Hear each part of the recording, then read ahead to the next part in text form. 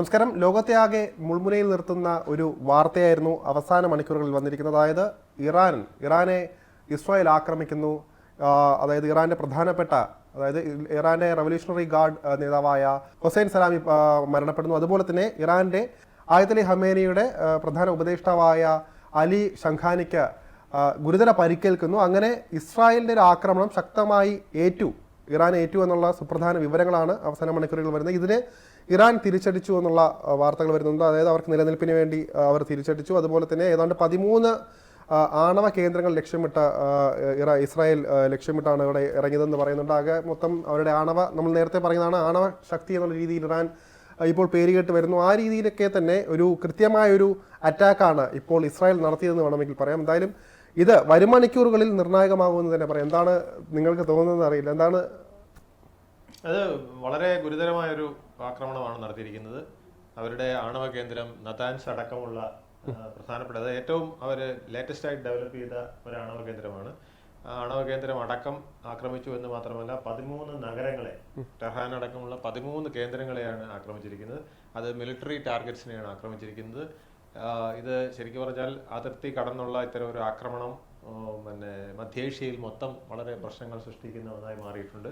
അതുകൊണ്ടാണ് മധ്യേഷ്യൻ രാഷ്ട്രങ്ങളായ സൗദി ആയാലും ബഹ്റിൻ ആയാലും ഖത്തറായാലും ഒക്കെ വളരെ UAE ആയാലും വളരെ രൂക്ഷമായിട്ടാണ് ഇതിനെ പ്രതികരിച്ചിരിക്കുന്നത്. കാരണം അവരുടെയൊക്കെ നിലനിൽപ്പിനെയും അടിസ്ഥാനപരമായ രാഷ്ട്രങ്ങളുടെ ഒരു സമാധാന അന്തരീക്ഷത്തെയും വ്യാവസായിക അന്തരീക്ഷത്തെയും അഭിവൃദ്ധിയെയും എല്ലാം തുരങ്കം വയ്ക്കുന്ന ഒരു യുദ്ധമായിട്ട് ഇത് മാറാൻ പോകുന്നു എന്ന് എല്ലാവരും ഭയക്കുകയാണ്. ഇത് ദൂരവ്യാപകമായ ഫലങ്ങൾ ആ പ്രദേശത്തുണ്ടാക്കുമെന്ന് മാത്രമല്ല രാഷ്ട്രത്തിന് വിവിധ രാഷ്ട്രങ്ങൾക്ക് മൊത്തമായും ഉണ്ടാക്കും എന്നുള്ളതാണ് ഭീകരമായ ഒരു അന്തരീക്ഷം. അതുപോലെ തന്നെ കൂട്ടിച്ചേർക്കേണ്ട ഒരു കാര്യം, അതായത് ആയത്തുള്ള ഖമേനി പറഞ്ഞിരിക്കുന്നത് കൈപ്പേറിയതും വിനാശകരമായ ഒരു മറുപടി നേരിടാൻ ഇസ്രായേൽ തയ്യാറായിക്കോ എന്ന് പറഞ്ഞിട്ടാണ് അദ്ദേഹം നിർത്തിയിരിക്കുന്നത്. അങ്ങനെ ഒരു തിരിച്ചടി കൊടുക്കേണ്ട സാഹചര്യമുണ്ട്. കാരണം ഒരു രാഷ്ട്രത്തിന്റെ ഏറ്റവും പ്രധാനപ്പെട്ട നേതാക്കളെ വധിക്കുന്നു, സൈനിക മേധാവികളെ വധിക്കുന്നു, അവിടുത്തെ ആണവ ശാസ്ത്രജ്ഞന്മാരെ വധിക്കുന്നു. അപ്പോൾ ആ രാഷ്ട്രത്തിന് പിന്നെ തിരിച്ചടിക്കാതെ യാതൊരു മാർഗവുമില്ല. പക്ഷേ എനിക്കിതിൽ നിങ്ങൾ പറയാത്തൊരു ആംഗിളിലാണ് പറയാനുള്ളത്. CPMന്റെ വിജയം എന്നാണ് ഞാൻ പറയുക. അതായത് ഈ വരുന്ന ജൂൺ 17-ാം തീയതി ഗാസയിൽ ഉള്ള മനുഷ്യ വംശഹത്യ നിരോധിക്കണം എന്ന് പറഞ്ഞ് CPMകാർ ഒരു പ്രതിരോധ പരിപാടി സംഘടിപ്പിക്കാൻ പോവുകയാണ്. ഇതിൽ കേട്ട് പേടിച്ചാണ് ബെഞ്ചമിൻ നെതന്യാഹു എങ്കിൽ ഗസയിൽ ആക്രമിക്കേണ്ട, നേരെ ഇറാനെ ആക്രമിച്ചേക്കാം എന്ന് വിചാരിച്ചിരിക്കുന്നതെന്നാണ് ഞാൻ മനസ്സിലാക്കുന്നത്. എനിവേ ഫൺ അപ്പാർട്ട്, ഈ കൃത്യമായി ആരാണ് പ്രോക്സി വാർ നടത്തിയിരുന്നത്? ഇതൊരു പ്രോക്സി വാർ ആയിരുന്നല്ലോ തുടക്കം മുതൽ തന്നെ. ഇറാന്റെ ഒരു ഷിയ ജിഹാദി അച്ചുതണ്ടിന് ഉള്ളൊരു പ്രതിഫലനം, അത് പ്രതിഫലമായി തന്നെ ഇസ്രായേൽ ഇത് ആദ്യമേ പറഞ്ഞതാണ്. ഇത് ഇസ്രായേൽ പറഞ്ഞ കാര്യങ്ങൾ മാത്രമാണ് ഇസ്രായേൽ ചെയ്തുകൊണ്ടിരിക്കുന്നത്. 2023 ഒക്ടോബർ 7-ാം തീയതി അവരന്ന് പറഞ്ഞതാണ് ഇത് ഞങ്ങൾ മറുപടി കൊടുത്തിരിക്കും. പക്ഷേ ഇസ്രായേൽ തൊട്ടടുത്ത ദിവസങ്ങളിലോ മാസങ്ങളിലോ ഒന്നും ആക്രമിച്ചില്ല.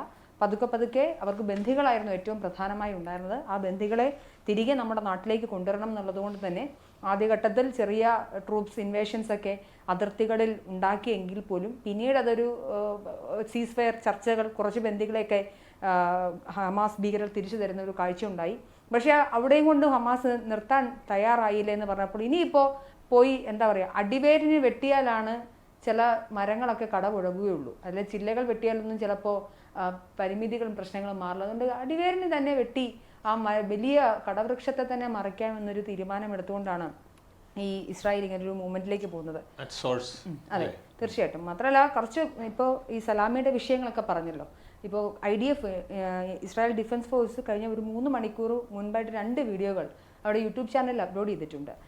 അതിൽ 2019 ഫെബ്രുവരി 19-ാം തീയതി സലാമി നടന്ന ഒരു പ്രസംഗത്തിൻ്റെ ചെറിയൊരു ഭാഗം, അതായത് സിയോണിസ്റ്റുകൾ അല്ലെങ്കിൽ ജൂതന്മാരെന്ന് പറയുന്നത് ബ്രെയിൻ ക്യാൻസർ പോലെയാണ്, ഏറ്റവും പേടിപ്പിക്കേണ്ടുന്ന ഡേഞ്ചറസ് ക്യാൻസർ എന്നാണ് സലാമി പറയുന്നത്. അതുപോലെ ഖൊമേനി പറഞ്ഞത് ഞങ്ങൾ യുണൈറ്റഡ് സ്റ്റേറ്റ്സിനെയും ഇസ്രായേലിനെയും ആക്രമിക്കണമെന്നുള്ള ഖൊമേനിയുടെ പ്രസംഗം ഉൾപ്പെടെയാണ് IDF അപ്ലോഡ് ചെയ്തിരിക്കുന്നത്. അതായത് വർഷങ്ങളായി ഇവർ പറഞ്ഞുകൊണ്ടേയിരിക്കുന്ന, അല്ലെങ്കിൽ ഇവർ ഈ പറയുന്ന ഇറാൻ ആയിക്കൊള്ളട്ടെ, ഈ പറഞ്ഞ ഇറാൻ്റെ മിലിഷ്യ ഗ്രൂപ്പുകളായിക്കൊള്ളട്ടെ, ഇവർ മുന്നോട്ട് വയ്ക്കുന്ന ജൂതവിരുദ്ധത ഇപ്പോൾ എക്സ്പോസ് ചെയ്യപ്പെടുന്നു. അതിന് ഇസ്രായേൽ വർഷങ്ങളായി പ്ലാൻ ചെയ്ത പോലെ അറ്റാക്ക് നടത്തുന്നു മാത്രമാണ് എനിക്ക് മനസ്സിലാവുന്നത്. പക്ഷേ ഇതിനകത്ത് ഏറ്റവും പ്രധാനപ്പെട്ട പറയാനുള്ളത്, ഇപ്പോൾ ടാർഗറ്റ് ചെയ്ത് ഇസ്രായേൽ അടക്കം പറയുന്നത് ഇറാൻ ഒരു ആണവ, അതായത് നിയമങ്ങൾ ലംഘിച്ച് ആണവ കാര്യങ്ങളിൽ ഇടപെടുന്നു എന്ന് പറയുന്നുണ്ട്. മാത്രമല്ല ഏതാണ്ട് 9 ബോംബുകൾ, അതായത് ആണവ ബോംബുകൾ നിർമ്മിക്കാനുള്ള യുറേനിയം അവരുടെ പക്കലുണ്ടെന്ന് വിവരം വരുന്നു. ഇതെല്ലാം കൊണ്ട് തന്നെ ആയിരിക്കും ഒരു പക്ഷേ ഇസ്രായേലിനെ ഈ രംഗത്തേക്ക് ഇറങ്ങാൻ തുടിപ്പിച്ചതും. അതായത് ഇപ്പോൾ അമേരിക്ക അടക്കം ഇനി ശക്തമായിട്ട് വരികയാണെങ്കിൽ അതെ, അവർ പറയുന്നൊരു ന്യായം എന്ന് വെച്ചാൽ, ഇറാൻ പറയുന്ന ന്യായം സൈനികേതര ആവശ്യങ്ങൾക്ക് വേണ്ടി മാത്രമാണ് ഈ ഒരു ആണവ ഉപയോഗിക്കുന്നത്. പക്ഷേ അത് നിയമങ്ങൾ കാറ്റിൽ പറത്തിയാണ് അവർ തെളിവുകളടക്കം ഇസ്രായേലിനും കിട്ടിയിട്ടുണ്ട്, അതായത് അമേരിക്കയും കിട്ടിയിട്ടുണ്ട്. അതുകൊണ്ട് തന്നെ അവർ അങ്ങനെ മുന്നോട്ട് പോയി കഴിഞ്ഞാൽ ലോകത്തെ തന്നെ, ഇപ്പൊ നേരത്തെ പറഞ്ഞ പോലെ തന്നെ ഇസ്രായേലിനും അമേരിക്കൻ സാരമായിട്ട് അത് ബാധിക്കും. മാത്രമല്ല ലോകത്തെ തന്നെ അത് മാറ്റിമറിക്കാൻ ശേഷിയുള്ള ഒരു കാര്യം.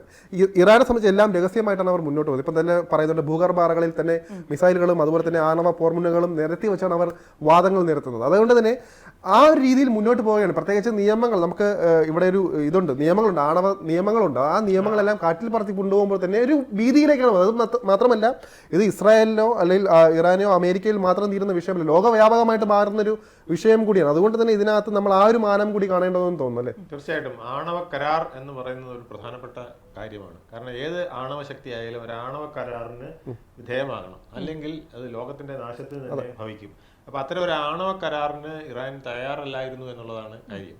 അത് കാരണം അവർക്ക് ഇത് ഞങ്ങളിത് യുദ്ധസജ്ജമായ കാര്യങ്ങൾക്ക് ഉപയോഗിക്കാനല്ല എന്നൊക്കെ പറഞ്ഞ് രഹസ്യമായിട്ട് ഭൂഗർഭ അറകളിൽ ആണവ കേന്ദ്രങ്ങൾ സ്ഥാപിക്കുകയും യുറേനിയം പ്ലാന്റുകൾ സ്ഥാപിക്കുകയൊക്കെ ചെയ്തുകൊണ്ട് വലിയ തോതിൽ ഒരു സന്നാഹം നടത്തുകയും ഇസ്രായേലിന് തീർച്ചയായിട്ടും ഇത് തങ്ങൾക്കെതിരെയുള്ള ഒരു ആയുധം തന്നെയാണെന്ന് ഭയക്കേണ്ട സാഹചര്യം ഉണ്ടാകുകയും അമേരിക്ക പോലും അതിനെ ഭയക്കുകയും ചെയ്തു എന്നുള്ളതാണ്. ഇപ്പോൾ ഈ യുദ്ധത്തിന് പിന്നിൽ അമേരിക്ക ഉണ്ടോ എന്നുള്ളത് വലിയൊരു ചോദ്യചിഹ്നമായി നിൽക്കുകയാണ്.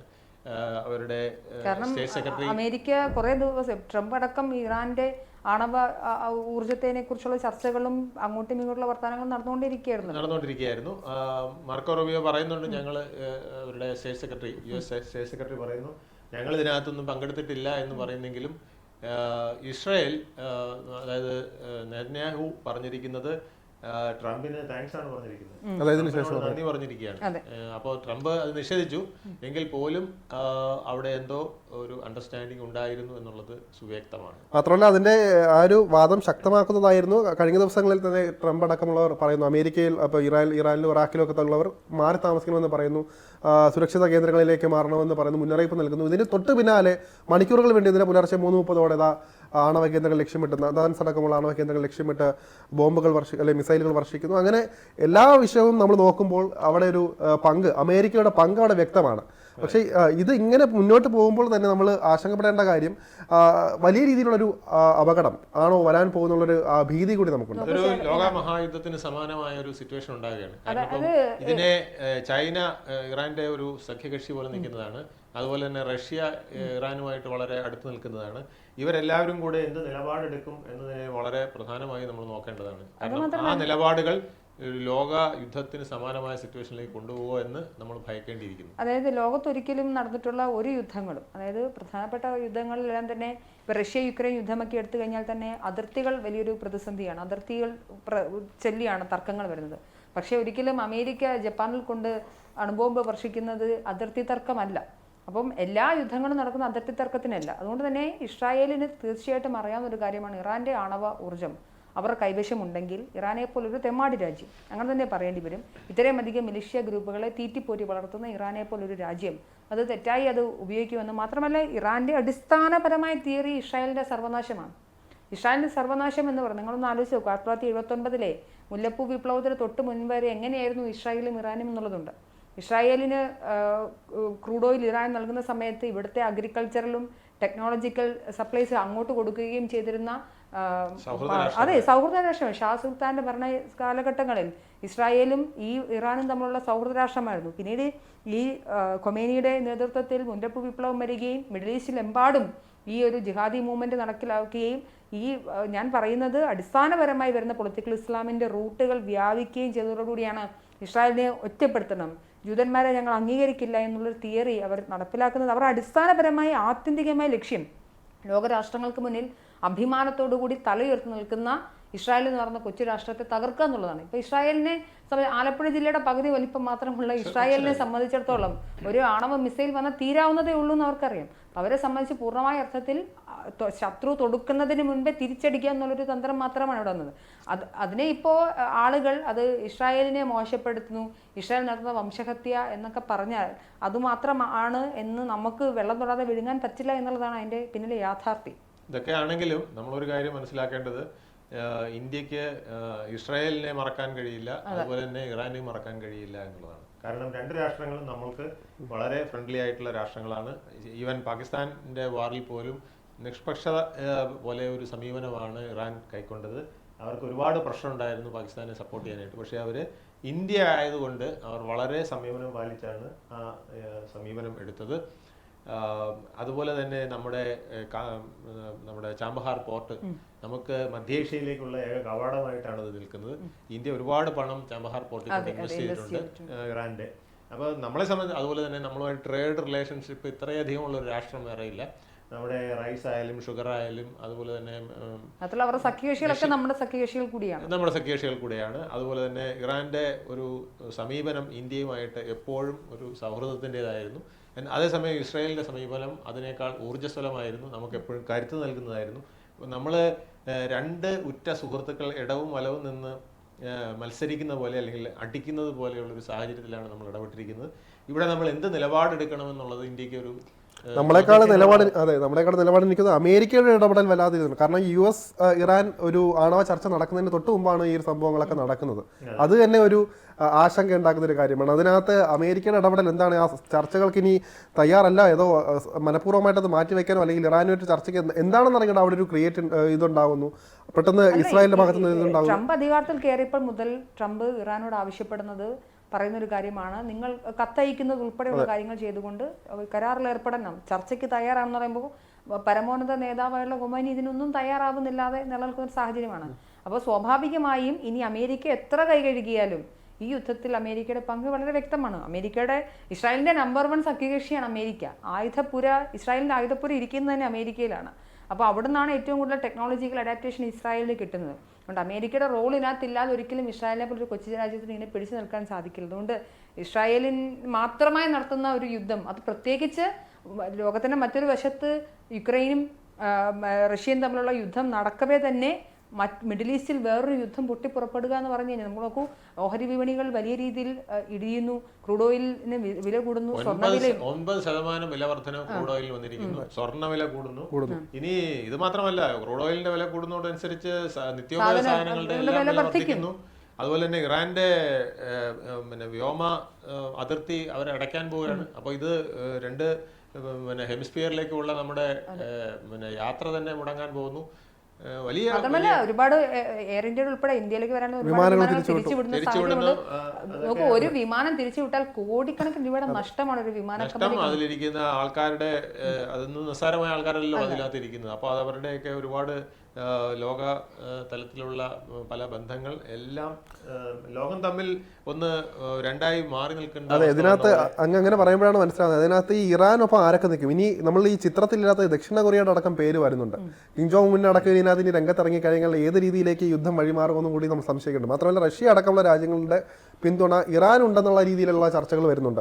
അപ്പോൾ അവിടെ തന്നെ നോക്കുമ്പോഴത്തേക്കും ഇന്ത്യ ആർക്കൊപ്പം നിൽക്കും? അങ്ങനെ ഓരോ ലോകരാജ്യങ്ങൾ, അപ്പോൾ ഏതോ വലിയ ശക്തികളെ നോക്കുമ്പോഴത്തേക്കും നമ്മളതിനകത്ത് ഈ ഒരു യുദ്ധം നേരിട്ട് ബാധിക്കാൻ പോകുന്ന ഒരുപക്ഷെ നമ്മളെ പോലുള്ള എല്ലാവരെയും ബാധിക്കാൻ പോകുന്നില്ല. ഒരു ബെൽറ്റായിട്ട് മാറുകയാണെങ്കിൽ അത് വലിയ രീതിയിലുള്ള വലിയ ഒരു ഭയത്തിന് ഇടയാക്കുന്നതാണ്. കാരണം ഹമാസ് ഇസ്രായേൽ വാർ എന്ന് പറയുന്നത് വളരെ ലിമിറ്റഡ് ആയിട്ടുള്ള ഒരു ടെറൈനിൽ മാത്രം നിൽക്കുന്നതും ചെറിയ ആർമി വെച്ചിട്ടുള്ള ഒരു കളിയുമായാണ് അവിടെ നടന്നതെങ്കിൽ ഇറാൻ എന്ന് പറയുന്നത് അങ്ങനെയല്ല. ഇറാൻ ഒരു വലിയ രാഷ്ട്രമാണ്. ഇറാനെ സംബന്ധിച്ചിടത്തോളം വലിയ ആർമിയും മറ്റു സംവിധാനങ്ങളും ഉണ്ട്. അയൺ ഡോം അടക്കമുള്ള രാഷ്ട്രമാണ്. അത് വലിയൊരു രാഷ്ട്രമാണ്. അത് മാത്രമല്ല 1980 മുതൽ 88 വരെ ഇറാഖുമായിട്ട് വലിയ യുദ്ധം നടത്തിയ ഒരു രാഷ്ട്രമാണ്. 20 ലക്ഷത്തോളം പേരാണെന്ന് മരണമടഞ്ഞത്. 5 ലക്ഷത്തോളം പട്ടാളക്കാര് ഇരു ഭാഗത്തുമായിട്ട് മരണമടയുകയുണ്ടായി. അപ്പോൾ ഒരു വലിയ യുദ്ധം, വളരെ നാൾ നീണ്ടു നിൽക്കുന്ന യുദ്ധം നടത്താൻ മടിയില്ലാത്തവരാണ് ഇറാനികൾ. അപ്പോൾ അത് മാത്രമല്ല, അതായത് പൂർണ്ണമായ അർത്ഥത്തിൽ ചെങ്കടലിലടക്കം പല മിലീഷ്യകളെ സപ്പോർട്ട് ചെയ്യുന്ന ഒരു സംവിധാനമാണ്. ഇത്രയധികം നാളുകളായി ഇസ്രായേൽ പടപുരത്തിയിട്ടും വീണ്ടും വീണ്ടും ഈ മിലീഷ്യ ഗ്രൂപ്പുകൾക്ക് ആയുധം സപ്ലൈ ചെയ്യാൻ ഇറാന് സാധിക്കുന്നുണ്ട്. അതായത് അവർ പണം, ക്രൂഡ് ഓയിൽ എന്ന് പറയുന്ന വലിയൊരു ഇൻവെസ്റ്റ്മെന്റ് ആണ്, അവരുടെ കയ്യിൽ പണമുണ്ട് എന്നുള്ളതാണ്, അവർക്ക് എവിടെ നിന്ന് വേണേലും പർച്ചേസ് ചെയ്യാൻ സാധിക്കും എന്നുള്ളതാണ്. ആ അർത്ഥത്തിൽ വന്നു കഴിഞ്ഞാൽ ഇത് നോക്കൂ, ഇന്ത്യയുടെ ഒരു ഡിപ്ലോമസി ഇപ്പം ഇന്നലെ അഹമ്മദാബാദിൽ വിമാനാപകടം നടന്നപ്പോൾ റഷ്യൻ പ്രസിഡന്റും പിന്നെ യുക്രൈൻ പ്രസിഡന്റിനും ഇന്ത്യക്ക് എന്താ പറയുക പ്രണാമം അർപ്പിച്ചുകൊണ്ട് വരുന്നു. അത് ഇന്ത്യയുടെ ഡിപ്ലോമസിയുടെ ഭാഗമായതുകൊണ്ടാണ് ഈ രാഷ്ട്രങ്ങൾ ഇന്ത്യയോട് ചേർന്നത്. അപ്പം ഇന്ത്യ അടക്കമുള്ള രാഷ്ട്രങ്ങളിലേക്ക് ക്രൂഡ് ഓയിൽ സപ്ലൈ വളരെ കൂടുതലുള്ള രാഷ്ട്രങ്ങളൊന്നാണ് റഷ്യയും ഇറാനും ഒക്കെ. അപ്പം അങ്ങനെ വരുന്ന ഒരു ഘട്ടത്തിൽ ഇതൊക്കെ വലിയ രീതിയിലൊരു ദൂരവ്യാപക പ്രത്യാഘാതം ഉണ്ടാക്കും. പക്ഷെ എനിക്ക് തോന്നുന്നില്ല ഇത് ഉടനെ അടിയൊന്നും അവസാനിക്കുമെന്നൊരു ചർച്ചയിലൂടെ ഒഴിവാക്കാൻ സാധിക്കുമോ എന്നൊന്നും എനിക്ക് നിസ്സാരമായ ഒരു അറ്റാക്ക് അല്ല നടത്തിയിരിക്കുന്നത്. അതുകൊണ്ടാണ് ഇത് ചർച്ചയിലൂടെ അവസാനിക്കാത്തത്. കാരണം അതിർത്തി കടന്ന് ആക്രമിച്ചു, കുറെ വ്യോമ കേന്ദ്രങ്ങളെയോ അല്ലെങ്കിൽ സൈനിക കേന്ദ്രങ്ങളെയോ ആക്രമിച്ചതുപോലെയല്ല. അവരുടെ ഉന്നത നേതാക്കളെ, ശാസ്ത്രജ്ഞന്മാരെ, സൈനിക മേധാവിയെ അടക്കമുള്ളത് വധിക്കുക എന്ന് പറയുമ്പോൾ അവിടെ അതിൻ്റെ താഴോട്ടുള്ള ആ ഹൈറാർക്കി തന്നെ മൊത്തത്തിൽ ഷെയ്ക്കാവുകയാണ്. അപ്പോൾ അവരൊക്കെ തന്നെ ഭയക്കുന്ന ഒരു സാഹചര്യം ഉണ്ടാവും. അപ്പോൾ നമ്മൾ ഭയക്കുമ്പോഴാണല്ലോ തിരിച്ചടിക്കാൻ നമുക്ക് കൂടുതൽ തോന്നുക. അപ്പം അങ്ങനത്തെ ഒരു സാന്നിധ്യം, അങ്ങനത്തെ ഒരു സാഹചര്യം ഇറാനിൽ ഉണ്ടായിരിക്കുന്നു. അപ്പോൾ ഇറാൻ തിരിച്ചടിച്ചാലും നമുക്ക് കുറ്റം പറയാൻ പറ്റാത്ത ഒരു സാഹചര്യം ഉണ്ടായിരിക്കുന്നു. പക്ഷേ ഇറാൻ ഇപ്പം തന്നെ 100 ഡ്രോണുകൾ ഇറാഖിലേക്ക് അയച്ചു എന്നും ഇസ്രായേലിലേക്ക് അയച്ചു എന്ന് പറയുന്നുണ്ട്. പക്ഷെ അതൊക്കെ എത്രത്തോളം ഈ ഇറാന് പറ്റിയതുപോലെ ഒരു ഭീകരമായ ഒരു നഷ്ടം അവിടെ വരുത്താൻ കഴിയുമോ എന്നുള്ളത് സംശയമാണ്. അവരുടെ ആഡ്നോം അടക്കമുള്ള സംവിധാനങ്ങൾ ഉള്ളതുകൊണ്ടും ഒക്കെ സംശയമാണ്. പക്ഷേ ഇറാൻ്റെ കയ്യിൽ, നമ്മുടെ ഇന്ത്യയുടെ കയ്യിലുള്ളതുപോലുള്ള ബാലിസ്റ്റിക് മിസൈലുകൾ വളരെയധികം ഉള്ള ഒരു രാഷ്ട്രമാണ്. അത് വളരെ കെയർഫുള്ളായിട്ട് ഇസ്രായേലും ചിന്തിക്കേണ്ട. മാത്രമല്ല ഇറാനെ സംബന്ധിച്ചിടത്തോളം എനിക്ക് തോന്നുന്നു ഹൂത്തികളും നമുക്ക് ഇതിനകത്ത് അവരെക്കാൾ സപ്പോർട്ട് ഇതിനകത്ത് ഉണ്ടാവും തോന്നുന്നു. അതുപോലെ തന്നെ ഹമാസിലെ അവർക്ക് സത്യം പറയുന്നത് നമ്മൾ ഇതിനകത്ത് ചിത്രത്തിലില്ല എങ്കിൽ പോലും അവരുടെ ഒരു ഭാഗത്തു നിന്നുള്ളൊരിത് മാത്രമല്ല ആൾബലം കൊണ്ടും ഇറാൻ ശക്തമാണെന്ന് തോന്നുന്നു. വലിയ രാജ്യമല്ലേ, അതുകൊണ്ട് തന്നെ അവരെല്ലാം കൂടെ നേരിട്ട് ഇറങ്ങിയാൽ പോലും ഇറാന് വലിയ വിപ്ലവം ഇതിനകത്ത് സൃഷ്ടിക്കാൻ പറ്റും. നമ്മൾ തീരെ നമുക്ക് അതിനകത്ത് എഴുതി തള്ളാൻ പറ്റുന്നൊരു രാജ്യം കൂടി അല്ല എന്ന് തോന്നുന്നു ഇറാൻ. അപ്പോൾ മാത്രമല്ല അവരുടെ അഭിമാനത്തെ മാത്രമല്ല അവരുടെ അഭിമാനത്തെ തന്നെ തൊട്ട സമയമാണ്. അപ്പം ഖമേനിയുടെ വലം കൈയാണ് ഇപ്പോൾ ഗുരുതരമായിട്ട് കിടക്കുന്നത്, അതുപോലെ തന്നെ കമാൻഡറെയാണ് വധിച്ചിരിക്കുന്നത്. അതുകൊണ്ട് തന്നെ ഒരു കൃത്യമായൊരു ഉത്തരം ഇത് ലോകത്തിന് മുൻപ് നൽകണം എന്നുള്ളൊരു ആർജവം കൂടെ ഇതിനകത്ത് ഇറാൻ കാണിക്കുമെന്ന് തോന്നുന്നു. അങ്ങനെ വരുമ്പോഴാണ് നമ്മൾ ഇതിനെക്കുറിച്ച് ഏറ്റവും കൂടുതൽ പേടിക്കേണ്ടത്. മാത്രമല്ല ഇറാനെ സപ്പോർട്ട് ചെയ്യുന്ന വലിയൊരു ശക്തികൾ, നേരത്തെ പറയുന്ന ചെങ്കടലിൽ എന്ത് വേണമെന്ന് തീരുമാനിക്കുന്ന അടക്കം ചിലപ്പോൾ ഹൂത്തികളാണെന്ന് വേണമെങ്കിൽ പറയാം. അപ്പോൾ അവരെ അടക്കം ഒരു വലിയ ഗ്രൂപ്പ് ഇതിനകത്ത് ഉള്ളത് കൊണ്ട് തന്നെ, ഉൾപ്പെട്ടത് കൊണ്ട് തന്നെ നമ്മുടെ ലോകത്തെ തന്നെ മരവിപ്പിക്കുന്ന രീതിയിൽ ഇപ്പം നമ്മൾ പറയുന്നുണ്ട് എണ്ണവില, അതുപോലെ തന്നെ സ്വർണ്ണവില, അങ്ങനെ പലതും തീരുമാനിക്കപ്പെടുന്ന നാളുകൾ കൂടിയാണ് വരാൻ പോകുന്നത്. അതുകൊണ്ട് തന്നെ ഏറ്റവും നിർണായകമായ ദിവസങ്ങൾ തന്നെയാണെന്ന് പറയേണ്ടിയിരിക്കുന്നു. എന്തായാലും ഇത് നിസ്സാരമായ ഒരു യുദ്ധമായിരിക്കില്ല, വളരെ നീണ്ടു നിൽക്കുന്ന ഒരു യുദ്ധമാണെന്ന് ലോകമെമ്പാടും ഭയപ്പെടുന്നുണ്ട്. പക്ഷേ അതേസമയം പ്രത്യാശയുടെ ഒരു വക എന്ന് പറയുന്നത് UAE, സൗദി, ഖത്തർ, കുവൈറ്റ് തുടങ്ങിയ രാഷ്ട്രങ്ങളെല്ലാം തന്നെ, മധ്യേഷ്യൻ രാഷ്ട്രങ്ങളെല്ലാം, മിഡിൽ ഈസ്റ്റ് രാഷ്ട്രങ്ങളെല്ലാം തന്നെ ഈ ഒരു യുദ്ധം എത്രയും പെട്ടെന്ന് അവസാനിപ്പിക്കണം, അല്ലെങ്കിൽ നമ്മുടെ എല്ലാവരുടെയും നിലനിൽപ്പിനെ, ഒരുപക്ഷെ ലോകത്തിൻ്റെ നിലനിൽപ്പിനെ തന്നെ ബാധിക്കും എന്ന രീതിയിൽ മുന്നോട്ട് വന്നിട്ടുണ്ട്. അമേരിക്ക അടക്കമുള്ളവരെ അവർ ഇതിനകം തന്നെ സമീപിച്ചു കഴിഞ്ഞു. നയതന്ത്ര ബന്ധത്തിലൂടെ ഇതെല്ലാം സഹകരണത്തിലൂടെയും അവസാനിപ്പിക്കണം എന്നും പറയുന്നുണ്ട്. ഇന്ത്യ 2 രാഷ്ട്രങ്ങളോടും അഭ്യർത്ഥിച്ചിട്ടുണ്ട് ഈ ഒരു കൈവിട്ട കളി നടത്തരുത്, എത്രയും പെട്ടെന്ന് ഇത് അവസാനിപ്പിക്കണമെന്ന് ഇന്ത്യയും അഭ്യർത്ഥിച്ചിട്ടുണ്ട്. ഇന്ത്യക്ക് ഈ വിഷയത്തിൽ വലിയ ഒരു റോളുണ്ട്. കാരണം നമുക്ക് 2 രാഷ്ട്രങ്ങളുടെയും ഉന്നത നേതാക്കളോട് നേരിട്ട് സംസാരിക്കാൻ കഴിയുന്ന അപൂർവം ചില ലോകരാഷ്ട്രങ്ങളിലൊന്നാണ് ഇന്ത്യ. അതുകൊണ്ട് തീർച്ചയായിട്ടും ഇന്ത്യക്ക് ഈ യുദ്ധം അവസാനിപ്പിക്കുന്നതിൽ വലിയൊരു പങ്ക് വഹിക്കാൻ കഴിയും എന്നുള്ളത് ഉറപ്പാണ്. അങ്ങനെ സംഭവിക്കട്ടെ എന്ന് നമുക്ക് പ്രാർത്ഥിക്കാം.